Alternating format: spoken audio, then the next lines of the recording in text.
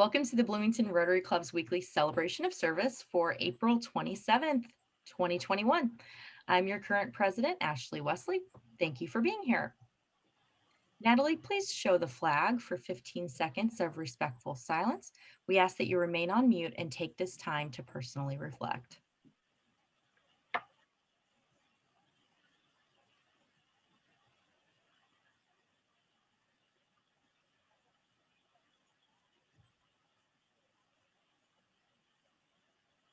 Thanks. Now, Alon, do you Yeah. have something that you might want to tell us about today? Oh, was I supposed to do the reflection today? Was that? Um, oh dear, I'm so sorry. Oh, wait a second. There's something really important that I just heard about last week. Hmm. Oh yeah, no, this is very, very important. Something that everybody should know about. And my apologies for taking a little while to sort of get up to speed on it. So, everybody, we have a big announcement here. And I guess, Ashley, do you know what the announcement's about? I don't have any idea. This is your show. It is it? Okay. Okay. It's something about when you take bread and you put it in a machine and push it down, and then it warms up and it becomes Hmm. Pancakes? close, not quite close enough. What happens to bread when it gets warm in one of those machines? I've got it. Toast. Aha! The rotary toast. We have an announcement about the rotary toast. And I'm here to let you all know that we have the toast coming up on November 5th this year. Very, very, very exciting. And we've been given permission to even reveal who the person might be. So what we're going to do is I'm going to put 3 words in the chat. And for those of you who already know this, please do not answer. Okay. So we want to make sure that this is something that we ask. And I'm going to put 3 words. And this is an anagram. It's 3 words of the name of the individual who is going to be the recipient of the 7th annual Rotary Toast. We're very, very excited to make this announcement. So I don't know if anybody wants to take a go at putting some ideas in the chat about who this person might be. Cool. Somebody who's really cool. Somebody who maybe has hazel eyes, and somebody who maybe even loves to talk a lot. Twitter. So anybody with any ideas of who this person might be? Okay, well, we'll give a few hints along the way. So this person arrived in Bloomington in 1964. Okay. Ashley, do you have something else about this person? This person has certainly had a major impact on our community. Okay, good, good, good, good. This person is devoted to the truth. No 2 ways about that, and has made a huge difference to the community in terms of bringing truth to the table and to the fore in front of the community in many different ways. Any guesses yet? Nobody's putting anything in the chat. Put them into the chat if you We'll have any. get there. We'll get there. But I have something else to say. This Okay. person has always sought ways to be fair to all concerned. Okay. My lips are. Okay, so this person really believes in activities that are beneficial to all. So this is definitely somebody who believes in the Rotarian. Okay, Baron Vanguard. Aha! Well done, well done, well done. We found somebody who knows. Somebody was able to rearrange those letters. So we're very happy to announce that Charlotte Ziegler will be the recipient of the 2021 Rotary Toast. So welcome, Charlotte. Thank you. Welcome, welcome, welcome. I don't know if you have anything to say about that. I'm saying that I've always been puzzling. I've always been puzzling, and I hope this was not too much of a puzzle for people. But I also love the idea of being cool, and you can see I decided to go to the beach to remain cool, right? And you can't see my eyes, but I never Twitter. I never Twitter, and I've never tweeted. I deny that. But I'm totally honored and very touched by this. Congratulations, Charlotte. Thank you. The Rotary Committee was so excited when we finally landed on your name as the recipient of this year's Rotary Toast. It was a long discussion. There were a number of people that we were considering, but then there was a unanimous consensus that you would be the one for us to celebrate this year. So we look forward to that. Everybody, please remember that this is November the 5th at 7 p.m. at Ivy Tech. There will be a formal announcement by Rotary sometime in July, but we thought it would be a good idea to have everybody know in the Rotary Club. So that's the news for today. And Alan and Charlotte, would you like to tell us who your your chosen nonprofit is? Yes, it's Habitat for Humanity.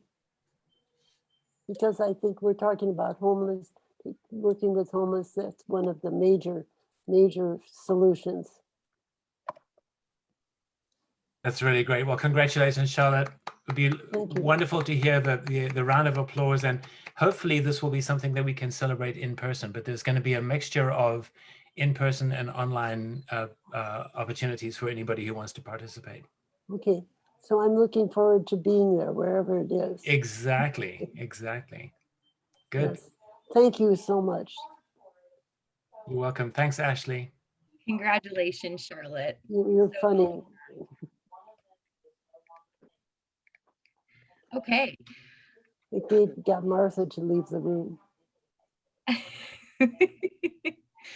We are going to introduce a few guests now, and we have a guest with us of Charlotte. Do you want to introduce your guest? My guest is Ruth Boschko. Many of you know her.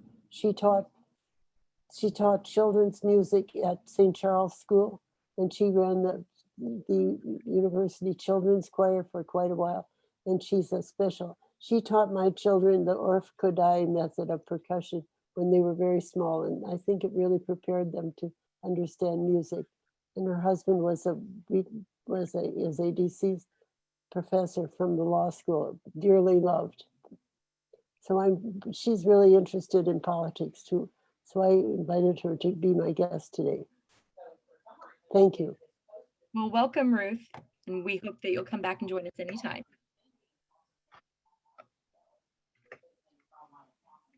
Are there any other guests that I have missed?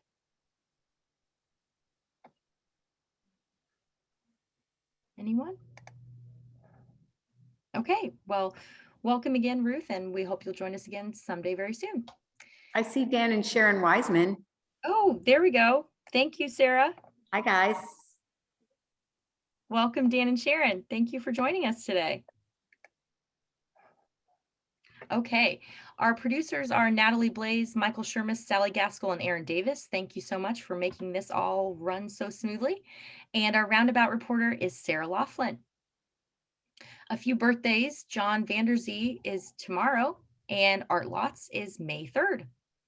Membership anniversaries: Joyce Poling, 32 years as a Rotarian, and Glenda Murray, 30 years. Congratulations, and thank you so much for being a part of the Rotary family. I wanted to share a quick polio update because I thought the latest update that I received in my email was very encouraging. Total global world polio cases in 2021 is 2, compared with 42 for the same period in 2020. And in 2020 overall, there were 140 cases. So very interesting numbers there. And then the vaccine-derived polio, there have been 63 cases in 2021. And there were 1,081 in 2020.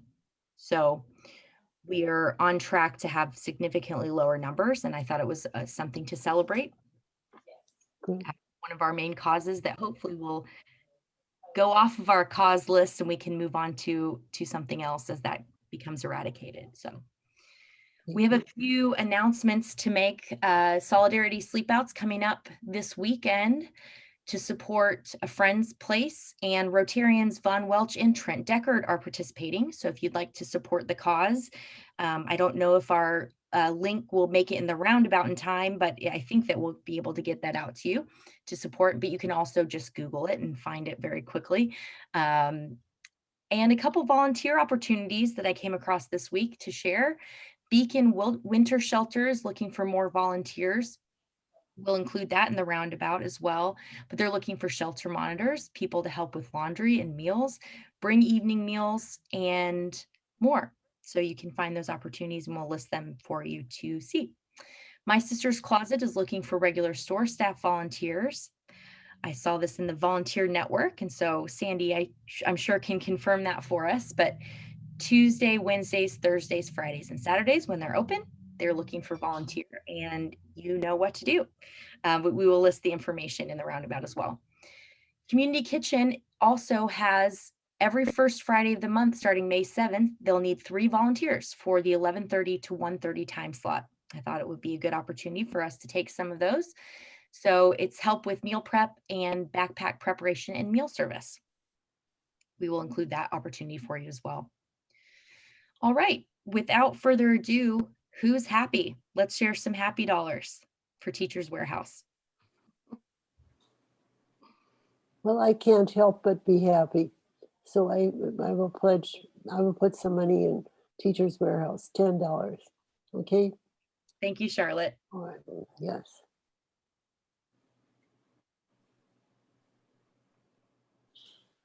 Anyone Anybody? I will match Charlotte's pledge.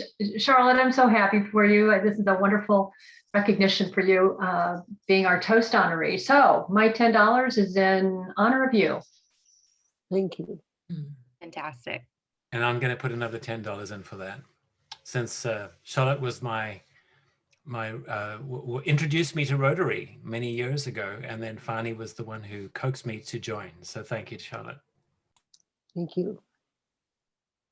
Okay. I'm going to join the club and provide $10 in honor of Charlotte.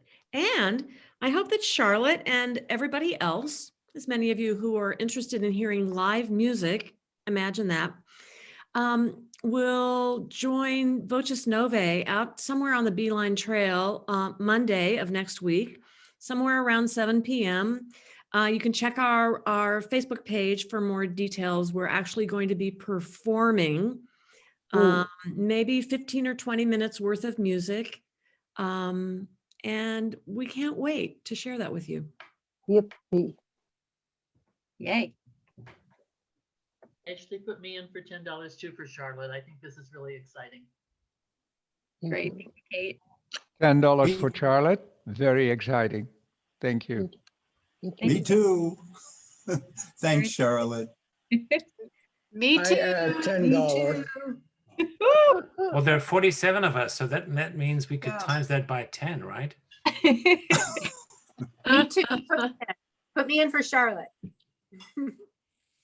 Thank you, Judy. I add my $10 to Charlotte, considering how long I know Charlotte.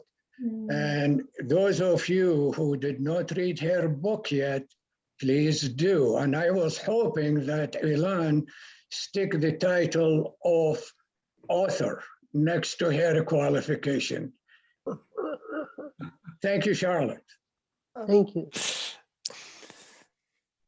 I will also donate $10 for Charlotte, and also would like to welcome Miss Oshkosh to our meeting. Actually, I had her for music so many years ago, so it's good to see her again. Wow. Rex, Me too for 10. thank you so much. Yes. Woohoo. Good day for Oh. Warehouse. Thank you. Thank you. I'll join in too, Martha Foster. Okay, Martha, thank you.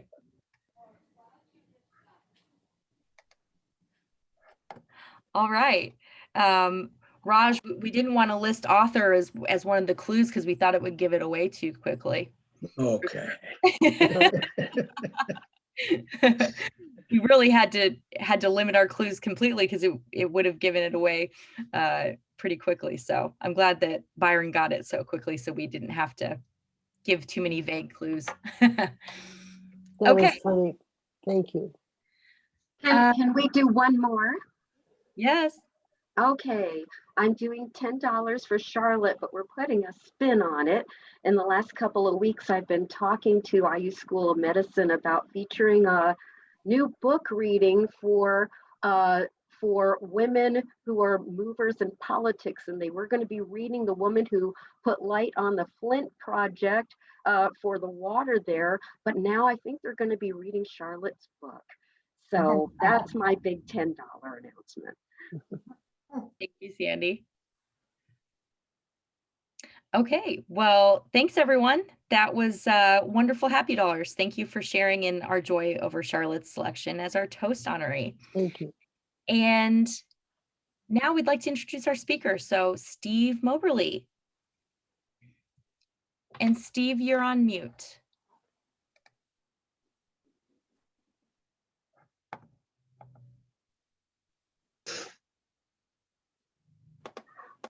My technician has Hi, arranged for everybody. me to be vocal now.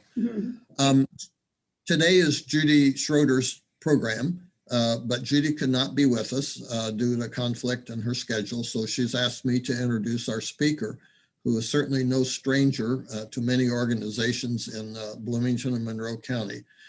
Professor Marjorie Hershey, an emeritus professor of political science at the IU, will be talking about policy actually today. She'll be talking about the filibuster and the Biden agenda, what's happening.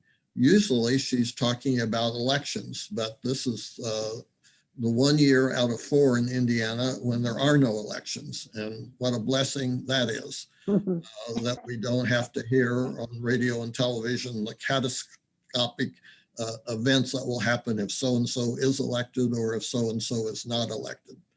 Professor Hershey has written 4 books. Her interests are campaigns, elections, and politics. She has received many awards for her teaching, especially of undergraduates. She continues to be very active as a person who is often sought out by national media to make comments about elections. So I'm pleased now to introduce Marjorie Hershey. Very good. Thank you very much. It's a pleasure to join you all, and it's an honor as well for me, given that Rotary clubs do so much good in our communities, and especially in this one. So President Biden has put some very impactful pieces of legislation on his agenda this first term. There's a voting rights bill that would restore the federal government's power to review changes in voting laws passed by several states. There's another bill to protect voting rights against the 300 or more state laws now being considered to put more of a burden on the individual voter. There's a multi-trillion-dollar transportation bill to repair roads and bridges and to encompass other kinds of supporting systems as well, internet access, caregiving activities, and others. And they all have one thing in common. They will all be stopped by the filibuster in the United States Senate by Republican senators. So for Biden to accomplish these very big steps, it will be necessary to either modify or end the filibuster. So what's the filibuster? How come we have one? How does it work? What are the options to loosen its grip on policy? And what's the likelihood that that will happen, at least as much as I can tell you in 25 minutes. So what's the filibuster? It's a rule of the Senate, not part of the Constitution, that says that any one senator or group of senators can stop a bill by talking it to death. In other words, stopping action in the Senate until either the filibusterer gives up or the Senate leadership wants to do other business badly enough that it's willing to drop the bill. It's been an effective Senate rule for less than half of the Senate's history. About a century, although it's existed a lot longer than that. And there are several reasons why it was adopted and why many people think it's a keeper. Some of those reasons are true to the spirit of the Constitution. Others are complete nonsense. So let me start with the position that is the tougher to defend, and that's that the filibuster is in fact in keeping with the main theme of the Constitution. And to do that, let me remind you, the American version of democracy is unusual in the democratic world. Most democracies don't function like ours. Most democracies use a parliamentary system. In that system, the leader of the executive branch is chosen by the lower house of the legislature. So if that were true here, the leader of the legislature's majority party, Nancy Pelosi, would become the prime minister, the first minister who heads all the executive departments like the Treasury and the Defense Department. So the executive branch becomes a creature of the legislature. If a majority of legislators don't like what the executive branch is doing, they can throw it out and start over. We didn't do it that way. The people who wrote the American Constitution were mainly concerned about preventing tyranny. James Madison, who had studied a lot of earlier democracies, said the best way to prevent tyranny was to divide up power as much as possible. So the main principle of the US Constitution, not so much other democracies, was separation of powers, checks and balances, keeping power from concentrating in a few hands. So the executive, the president, is not chosen by the legislature. The president from the beginning was elected by a different set of people and would serve a different number of years than the members of either the House or the Senate. Each of the three branches of government had independent powers of the others. And the state governments also had a set of powers independent of the national government, and they still do. So there's a lot of division of power among lots of sources. Beyond that, each of these power holders had means that were spelled out in the Constitution to block the other's action. And this system of separated powers was thought to give us the best chance of keeping the government from becoming a tyrant. And it's worked pretty well. It's been more than 230 years. And although we've been dangerously close sometimes, we've protected ourselves from becoming a tyranny.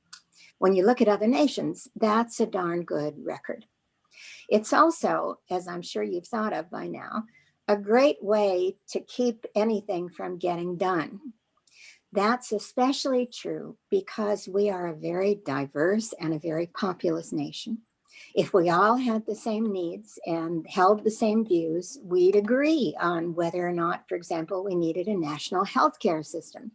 But there are 330 million of us from lots of different backgrounds, and it's inevitable that we will not agree. That's fine. The purpose of a democracy isn't to get us all to agree. But in this trade-off between trying to get things done on the one hand and protecting individuals' freedom from tyranny on the other, a separation of powers leans heavily in the direction of individuals' freedom.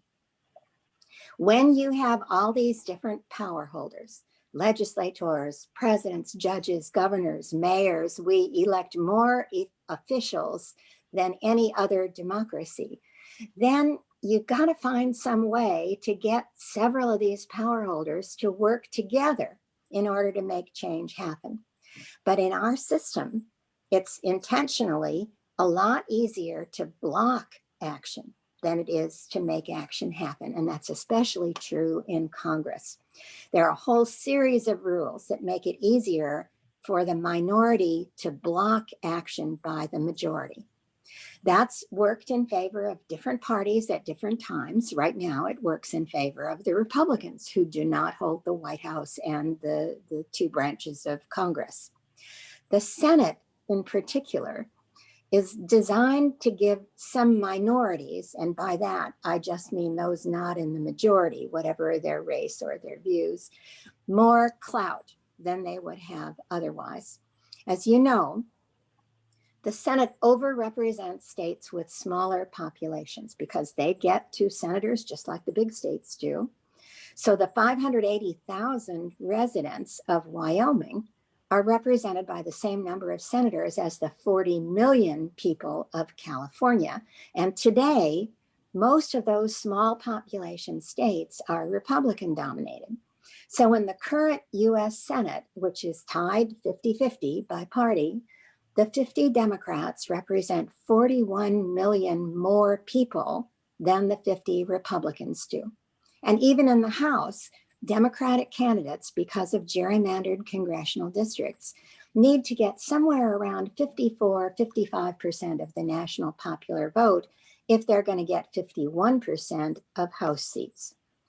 If I ask my students, what's a democracy? Most will tell me, well, it means majority rule. But that is less true in the United States than it is in most other democracies. And that's not by accident. The value we place on individual rights is striking. And it reflects the concern of the writers of the Constitution that a powerful majority could be a dangerous thing because it could become tyrannical. So minority rights have to be carefully guaranteed. And in fact, if you read the Constitution, which a lot of people who claimed that they know about the Constitution would in fact do, you can find all kinds of provisions intended to protect individual rights, but not very many guarantees of majority rule. And the filibuster is part of that tradition, which is why it evolved. It gives even a single senator the power to stop the other 99 from taking action. Now, it was adopted by the Senate just a couple of decades after the government started. And when it was adopted, it was absolute. Once a filibuster started, there was no way to stop it until the people who were filibustering voluntarily decided to shut up and let a vote be taken. Later, the Senate thought better of that and decided that a filibuster could be stopped if 2/3 of the senators voted to stop it. That's called cloture. And later, if 60 senators voted to stop it. And that is the number that is required now. But it wasn't used throughout most of American history. It had its moment in the 1950s and 60s when some conservative Southern Democrats used it to bottle up civil rights legislation. In fact, the filibuster by Southern Democrats against the Civil Rights Act of 1964 went on for 74 days, 2.5 months. And the Senate could do nothing else during that 2.5 months. But as Congress grew more polarized by party, beginning in the 1980s, the use of the filibuster started to grow. More senators realized they could score points with their constituents by standing up against bills. And at the same time, those growing party differences were raising the stakes on legislation. Each party was growing more anxious to pass its own bills and more anxious to stop the bills that the other party wanted because the two parties were becoming so much more different. And to do that, both parties gave more power to their party leaders in the Senate to be able to exercise that power. But the filibuster stood in the way. So the Senate found a variety of workarounds. The first one was called a two-track system. If a senator threatened to filibuster a bill, then the Senate could allow the filibuster to continue at the same time that other legislation was being debated. After a while, all a senator had to do was to warn the leadership that he or she was going to filibuster a bill, called putting a hold on a bill, and the leadership would pull the bill from the Senate's calendar if, on the chance that the senator's concerns could be satisfied because they just simply didn't want to deal with it. The crisis point was reached in the late 1900s when a filibuster kept the Senate from voting on the national budget. Now, if we don't pass a national budget, the government stops functioning. So the leadership developed a new rule.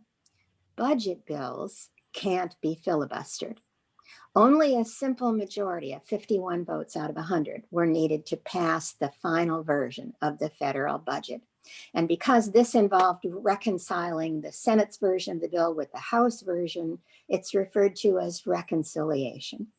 But it's a very narrow exception. Everything in a reconciliation bill has to pertain specifically to the budget. Nothing marginal can be in the bill. And the whole process can be used only 3 times in a 2-year congressional session. The right to filibuster has taken 2 other hits in the past 10 years. As party polarization got more intense, both parties made greater use of the filibuster to stop the other party's bills.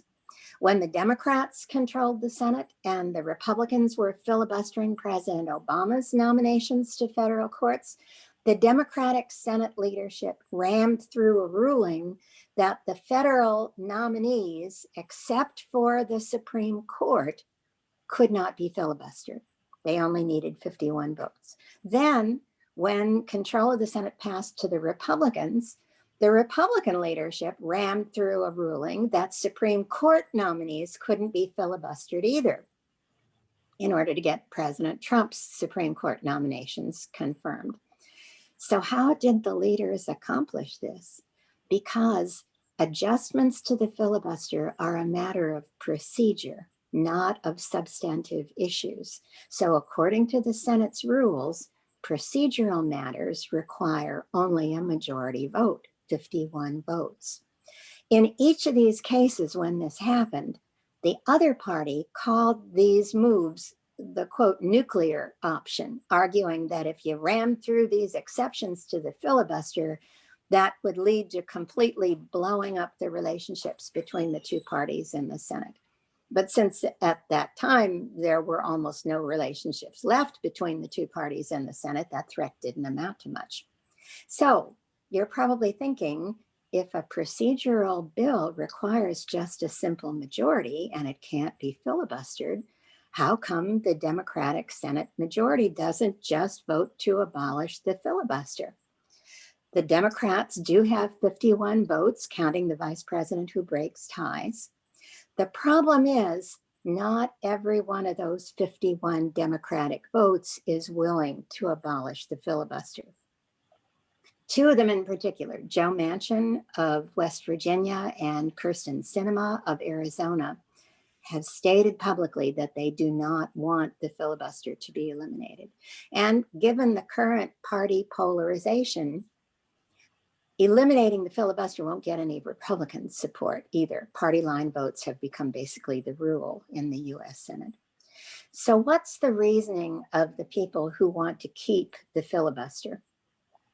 Senator Manchin has been the most explicit about it. He says the filibuster is a way to require that any legislation passed by the Senate be bipartisan, because cloture to stop a filibuster requires at least 60 votes, so it encourages cooperation across party lines. Let me tell you, it's not easy to say that with a straight face. The current Senate couldn't get bipartisan cooperation to break for lunch. Not because senators are cranky people, but because the 2 parties are so far apart in their political beliefs now. And so are the grassroots activists who are so prominent in elections, that there is little or no overlap between them.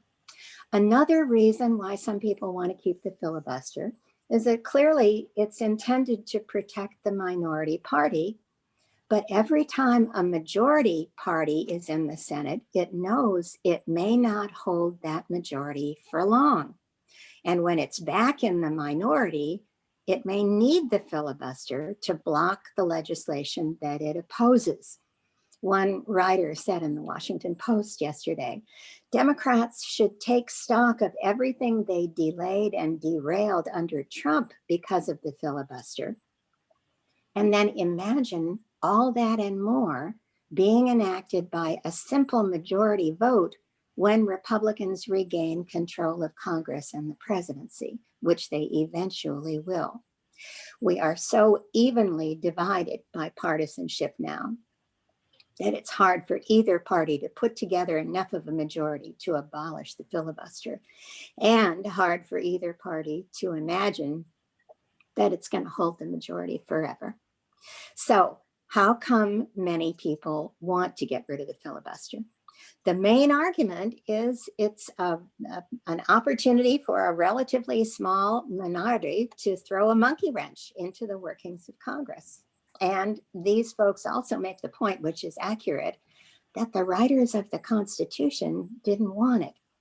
In the Constitutional Convention, the delegates discussed the idea of requiring supermajorities for certain policies. And they did say in the Constitution that supermajorities, more than 51% of the vote, could be required for treaties, for example. So if you're a strict constructionist, then you'd have to note that the Constitution doesn't provide for a supermajority to break a filibuster, the 60 votes that are required for any other legislation.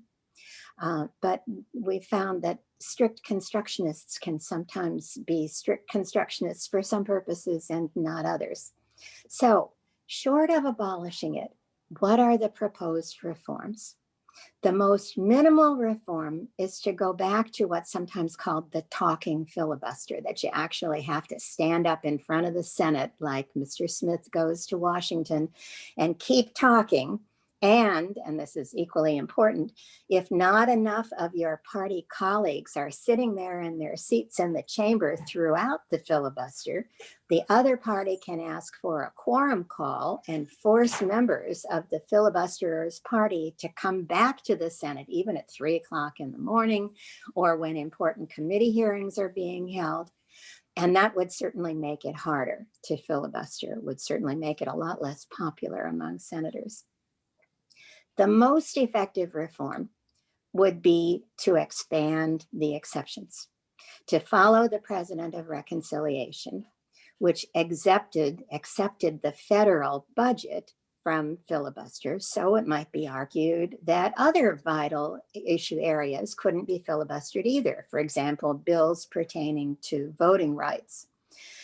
Knowing our current system and our current polarization, the likeliest possibility is that nothing will change, that the Senate will keep the filibuster and the president's remaining legislation will not pass the Senate.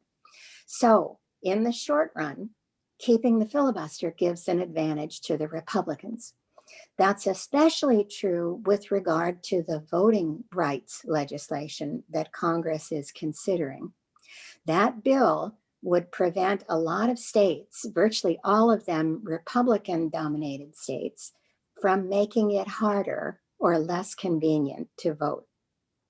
Almost all of these bills have been proposed by and are supported by Republican legislators and opposed by Democratic legislators. Most Republicans believe that if you make it easier to vote, then more marginal voters, those with less propensity to vote, will come to the polls. And many Republicans believe that these marginal voters are more likely to vote Democratic. So Republican-run state legislatures are passing these voting restrictions in the belief that with them, Republicans are more likely to win elections. The most interesting thing about this is that the evidence for that assumption, that the higher the turnout, the more likely Democrats are to win, is not clear. There's a lot of evidence that shows that there is no necessary partisan lean to a higher voter turnout. But whether or not it's accurate, people act on what it is that they believe. And the federal voting rights bill is regarded by Democrats as one of the most important Biden initiatives in this Congress. And unless the filibuster is weakened in some way, it will not pass the Senate. Okay, I've said enough. Let's hear from the rest of you. What comments and what questions do you have? Thank you, Marjorie. Who has the first question for us?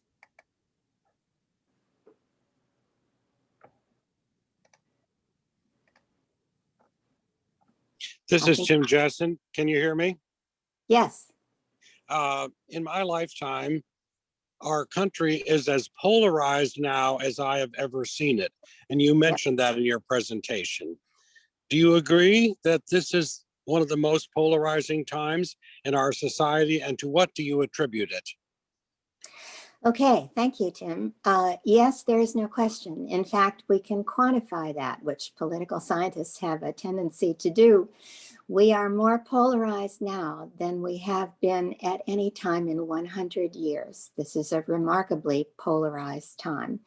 The reason is a bit more complicated than I suspect you want to hear, but it comes down to coalitional change in the two parties. In the 1940s and 1950s, the Democratic Party, as you may have read in history, was not speaking much about race. It was the Republican Party that was pro-civil rights at that time. But slowly, during the 40s and the 50s, interests within the Democratic Party began to be much more concerned about civil rights legislation. And the party moved in favor of a civil rights policy over time. Later in 1964, the Republicans changed their traditional pro-civil rights stand to follow Barry Goldwater's stand that regardless of how you feel about race, a federal government that can enforce civil rights is too powerful a federal government.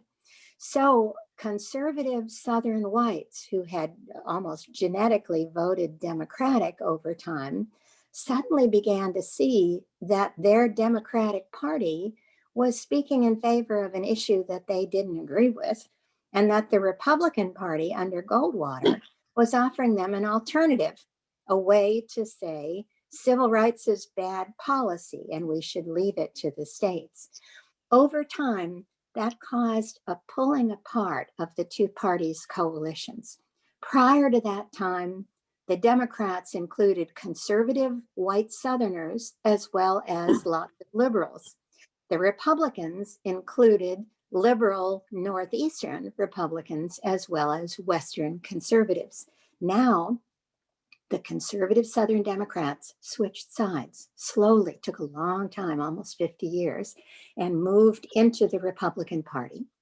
That led those liberal Northeastern Republicans to say, I'm in the wrong party, and move toward the Democrats.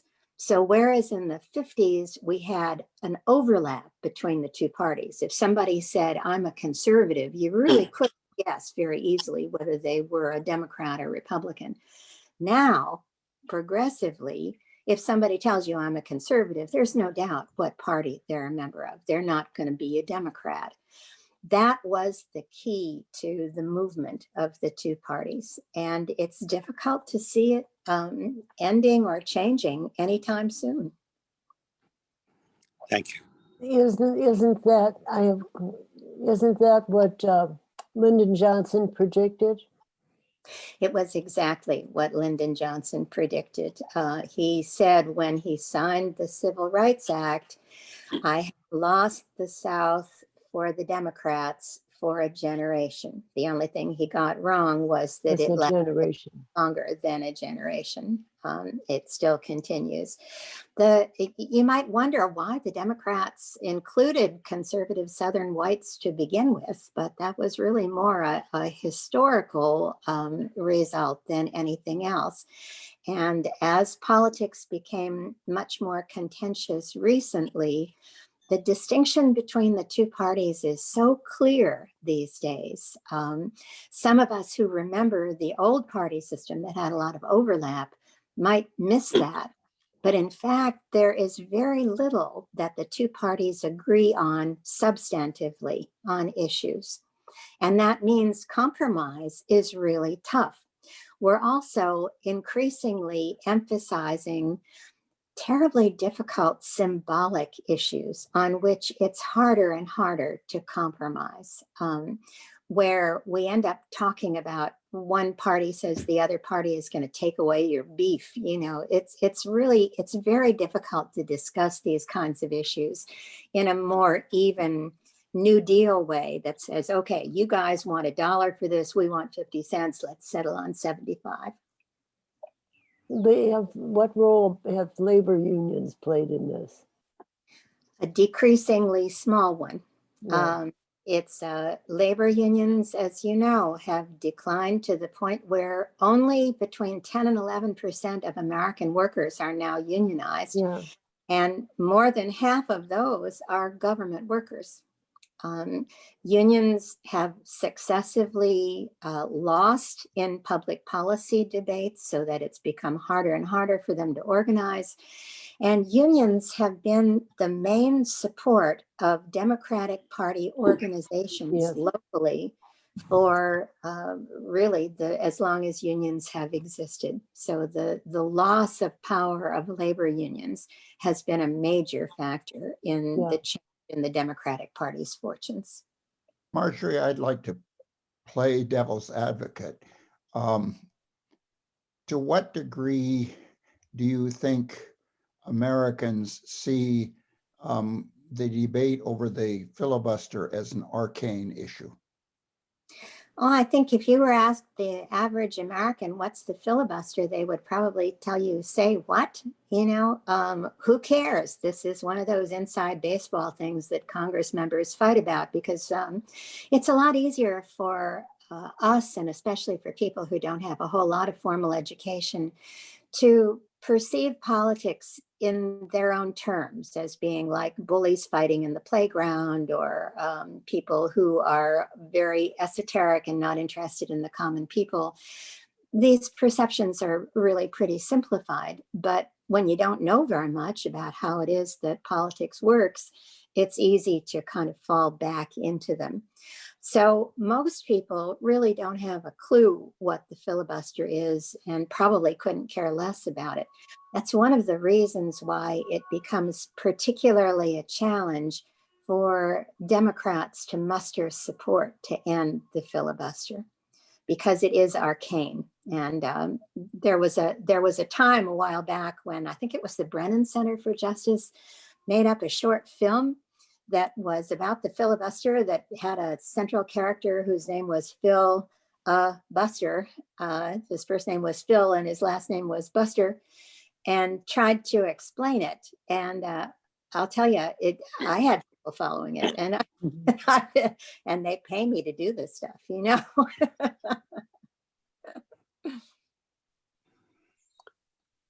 Byron, Can I ask a question? just a Please. moment, Gus. We had a question in the chat, and then we'll Oh. get to you right after. Byron, did you want to ask your question? Yeah. Yes, I wanted to ask if you could say a little bit more about the filibuster as a legacy of Jim Crow. Well, the filibuster was used as an instrument of Jim Crow. It didn't start with Jim Crow. The filibuster has been in the Senate's rules since something in the vicinity of 1817 or something like that. And for a long time, it was basically ignored. But Southern conservative Democrats in the late 1940s and 1950s and then 1960s saw this as an opportunity to be able to just simply stop the workings of Congress whenever liberals decided, and at that time, many of the liberals were Republicans, to bring up civil rights legislation. That's why there are so many lawyers in Congress. These are the people that the parties need to be able to look through the rules and figure out how they could be used in order to meet the substantive aims that people want. And that brings up a really important point. The rules always determine the outcome. It's true in virtually everything. It's often disguised because of the fact that, as you mentioned, very few people care about the rules. We think about those as being just sort of standard.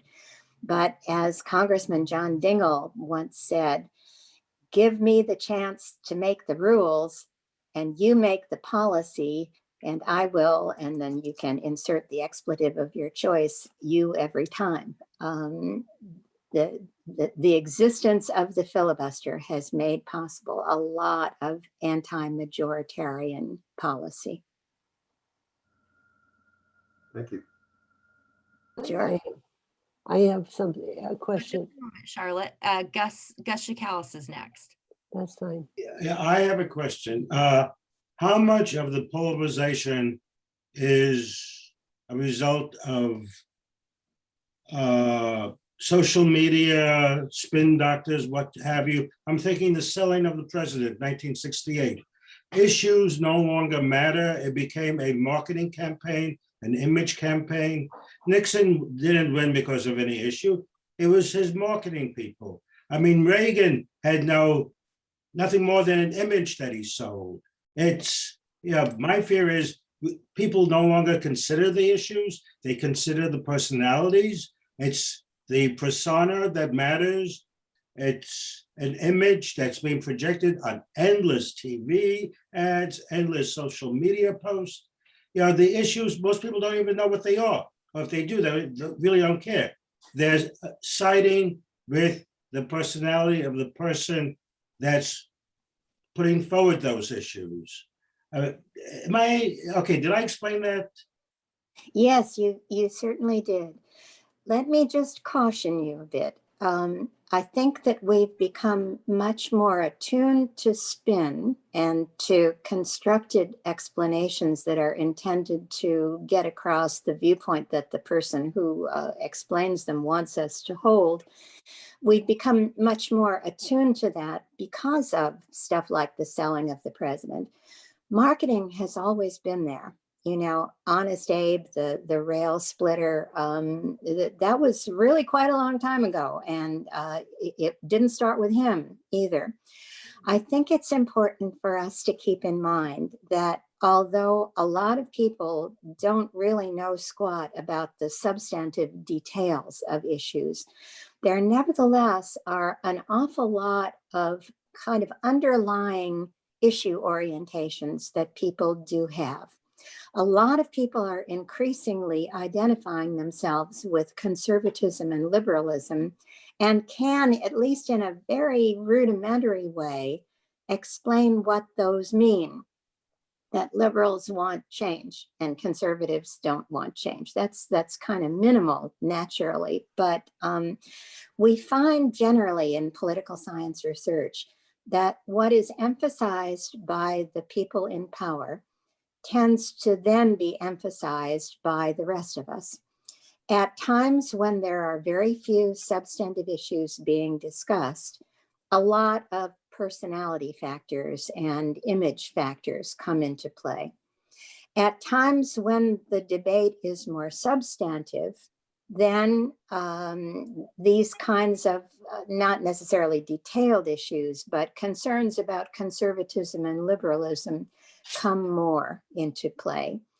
That's been the case in an interesting way recently because the two parties are not necessarily responding the same. The Democrats, as of course they've had to because they're the ones who control the federal government, at least nominally right now, have an issue agenda and they're very concerned about passing it. The Republicans have had a hard time attacking that issue agenda because a good deal of it is favored by a majority in the public. And so the Republicans have gone to more kind of classically image-oriented themes of, you know, tarring liberals as snowflakes and people who are afraid of everything and people who are trying to plant microchips in people's brains through vaccines and you know, God knows what else is happening these days. But the two parties are not symmetrical. They sometimes behave in different ways, and this is one of them. But we can't discount actual issues in a rudimentary way, in the way that says, I don't like people who are different from me, or I'm afraid of people who are different from me, or there's too much change going on and I'm fearful of it. And that can plug into conservatism and liberalism. Thank you so much, Marjorie. Do you have a few minutes to stay after we close our program to answer some additional questions? I certainly do. You know, there's nothing so pathetic as a teacher without an audience. So I'm happy to. Let me also, before you go, if I might, given that you are a public spirited group, just mention that we have recently started what's called the Monroe County Foster Closet.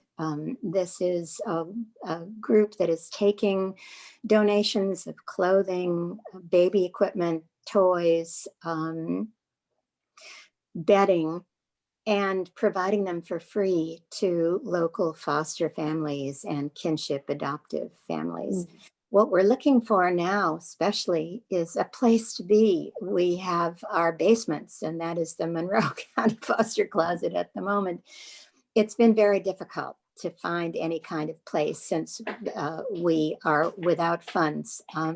So if anybody knows of a place where we might be able to store the growing numbers of donations, we would love to hear from you. We would really like to support those in our community who do the incredibly difficult and thankless job of fostering children. Mm-hmm. So let me know. Hershey@indiana.edu. That was going to be my next question. We'll certainly put you in touch. Thank you. Okay. In honor of your presentation today, we will be making a donation to Monroe County United Ministries. So thank you for being here. And Sally, will you tell us about next week's program?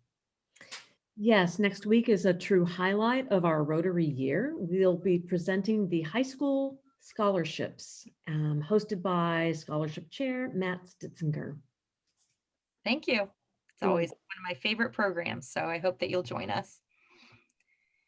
All right, let's recite the 4-way test +1 together, and then we will have some additional questions. Of the things we think, say, and do. First, is it the truth? Second, is it fair to all concerned? Third, will it build goodwill and friendships? Fourth, will it be beneficial to all concerned? And fifth, is it fun? Okay. Who is up next with a question for Marjorie? Do I have a question? Go ahead, Charlotte. Yes. Okay, thank you. Can you hear me? Yes. Okay, Marjorie, a few weeks, is she there? Yes. Yes, I'm still here. Okay, I have a few weeks ago, I was watching the firing line, you know, Margaret Hoover, I believe it is. Sort of the continuation of the William F. Buckley program. And she's very interesting. She had Neil Gorsuch on the first Supreme Court justice that Trump nominated. And I thought he was very good. I was impressed by him. But his point was made that the important thing, that there are many democracies, or have been many democracies, but we were different because we stress the balance of power, the separation of powers, and checks and balances. And so that really protects our democracy. So I was interested, he made that a very big point in his way of presenting. And the question was, how does the Supreme Court function? He says, we are independent. We are not political. Well, I just wonder if you have a comment on all that. Okay. Your comment goes ahead of you. Your giggling goes ahead of you. Okay. Absolutely. Let me make two comments about that. First, to say that the Supreme Court is not political is what you would expect from somebody who is trying to defend a political body against the charges that it's political. If the Supreme Court were not political, then there wouldn't be partisan fights over who the president nominated to the Supreme Court. And they are partisan fights, and they are very bitter. It's just most people are partisan. The fact that you're a Supreme Court justice doesn't make you nonpartisan. And being partisan means that you hold a certain set of views. And to say that you have two parts in your brain, there's the regular part that's partisan, and then there's the Supreme Court part that only pays attention to the law, ignores the fact that laws mean power. Laws reflect different kinds of conceptions of how power ought to be used. Partisanship is central to understanding that. And in fact, if we take a look at which party's president appointed particular Supreme Court justices, we get a really good prediction of how they vote on issues in the Supreme Court. So with all due respect to Justice Gorsuch, good try, no cigar. I think that the kind of polarization that we have seen reflects a lot, though, of what Justice Gorsuch is saying about the power of our definition of democracy, which is to really preference individual rights over community and public good. I think we can see that in the fact that, for example, we are debating now, and the Supreme Court is debating whether or not the law should permit people to carry weapons concealed without a permit. There is no democracy on earth that permits that.